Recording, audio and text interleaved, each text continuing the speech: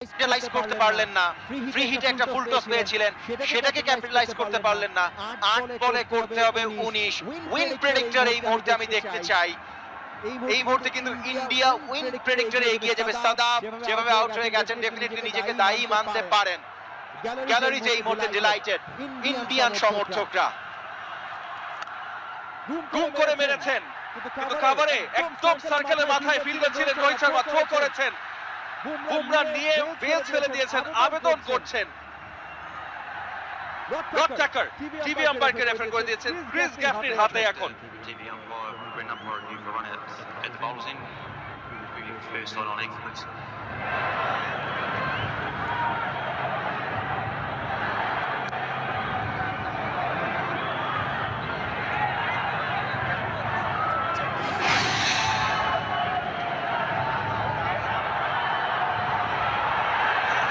Scroll back, front frame. Look at the ground, bears grounded over the line. Ready to watch this for the big screen.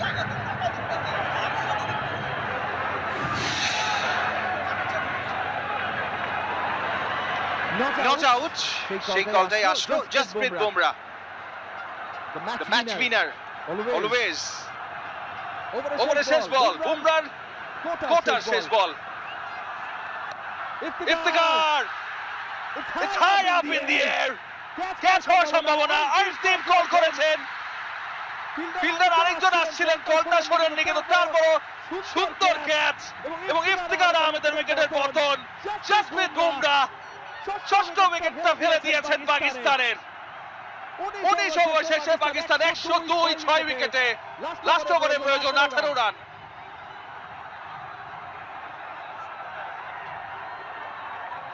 আমরা মালালা ইউসুফজাইকেও দেখলাম গ্যালারিতে, পাকিস্তানের সমাজকর্মী। একই সাথে আমরা দেখছি যে ইন্ডিয়ান গ্যালারি ডিলাইটেড। আরো একবার একটা লো ফুল টস, ইফতেখার তিনটা ফুল টসের মধ্যে দুটা থেকে কিছুই করতে পারেন নাই এবং এই বলে দিলেন উইকেট, আকাশে তুলে দিয়েছিলেন।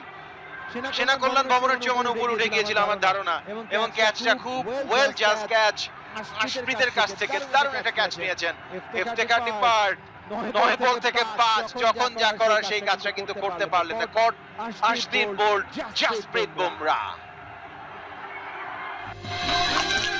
রিয়েল চকলেটের এক্সট্রা থিক কোটিং এ নতুন সল্টেড ক্যারামেল ফ্লেভারে রোবাস্টা রিয়েল চকলেট ম্যাটার্স। কত টাকা? ৮ নম্বরে ব্যাট করতে এসেছেন, ৪ উইকেট হাতে আছে, কিন্তু সেটা এখন চিন্তা নয়। ৬ বলে নিতে হবে ১৮ রান যদি পাকিস্তান জিততে চায়, এবং এই ১৮ রান দিতে পারবে না আর্শদীপ সিং, যিনি কিনা শেষ ওভারটা করছেন। আসছেন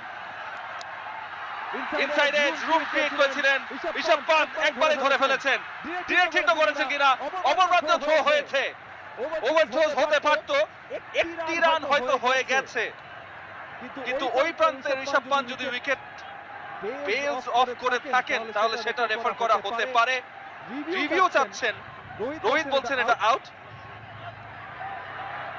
আবেদন করছেন, আম্পায়ারকে জিজ্ঞেস করছেন, নিশ্চয়ই এটা রেফার করা হবে। আম্পায়ার রিচার্ড ইলিংওয়ার্থ, ইংল্যান্ডের, উনি অপেক্ষা করছেন, খানিকটা সময় নিচ্ছেন। আমি জানি না কিসের ডিআরএস টাইমারও অন হয়নি। ঋষভ পান্ত নম্বর 1-তে রড টাকারকেও বলছেন যে আমরা মনে করি সেটা আউট, এবং দুজনেই বলছেন যে হয়তো আউট ছিল। হাসান মাহদি কি মনে হচ্ছে? আমি আসলে কনফিউজড, রেফার করেছে। We go to front on first, please.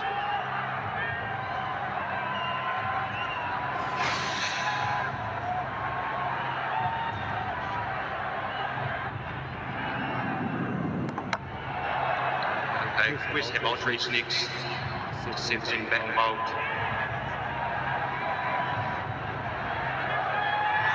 Okay, thank you. Got back more against the spike. I'll go back to Billy, you can start with your original decision about. We've got inside edge. You're on screen. Signal. Out হয়ে গেলেন ইমাদ ওয়াসিম ও শাহিন শাহ আফ্রিদি। ইমাদ ওয়াসিম 22 বলে 23 বলে 15 run করেছেন। Damage যা করার দলে তিনিই করে দিয়ে গেছেন। হাসান মাহদি, এটা মানে একদম আর না বলে থাকতে পারলেন না। গড বিহাইন্ডের আপিল ছিল, পাঁচ সেটা করেছেন, ক্যাচটা ধরেছেন, আর্শদীপ উইকেট পেয়েছেন। 15-23 বলে করে ফিরে যাচ্ছেন পাকিস্তান 102, 7 উইকেট। এই ঈদে দেশ জুড়ে কেনাকাটা করতে হবে শুধু বিকাশ। আর্শদীপ আসছেন, হাঁকিয়েছেন, হাওয়ায় ভাসছে বল, টাইমিং হয়নি।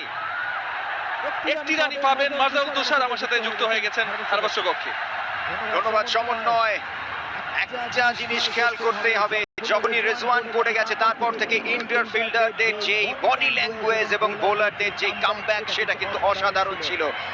তার সাথে সাথে আর একটা বিষয় ছিল, সেটি হচ্ছে যে পাকিস্তানি মিডল অর্ডার ব্যাটাররা তারা কেন সিঙ্গেল রোটেট করে খেলতে পারেননি। এই ভুলে হয়তোবা এই দুটো জায়গায় ভুলে হয়তোবা পাকিস্তানের হাত থেকে বলটা কেড়ে নিয়েছে ইন্ডিয়া। 4টি 4 দরকার অথবা 3টি 6। দারুণ ইয়র্কার আর্শদীপের কাছ থেকে আবেদন হয়েছে। শাহিন শাহ কিছুক্ষণ অপেক্ষা করলেন একটি রানের জন্য যাওয়ার আগে। নাসিম শাহ অবপ্রান্তে চলে এসেছেন, হলেও একটি রানই পাবেন এবং লেগ বিফোরের জন্য রেফার করা হচ্ছে নাকি সেটাও আমরা অপেক্ষা করে জেনে নিব।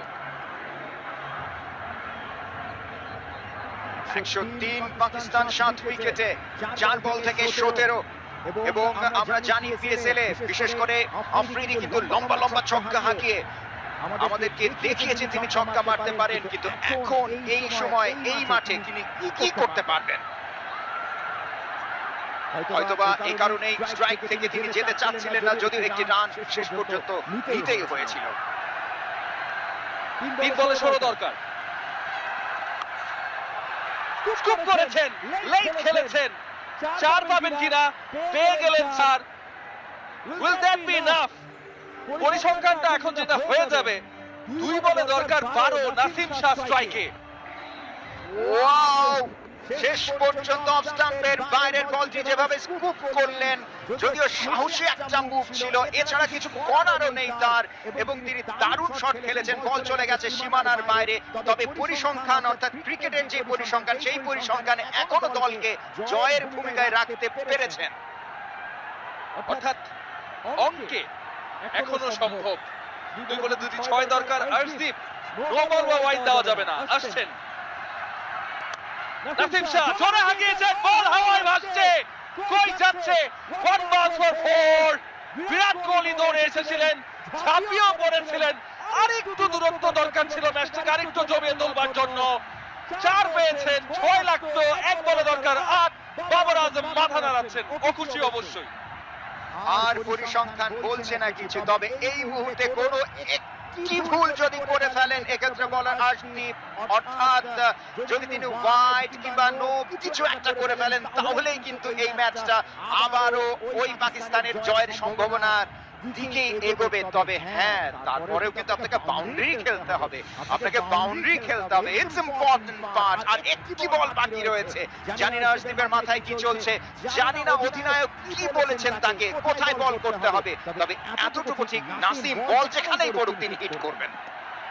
লাস্ট বল, আর্শদীপ আসছেন, ইয়র্ক করেছেন স্টম্পের বাইরে, সোজা মেরেছেন কিন্তু হাওয়ায় না।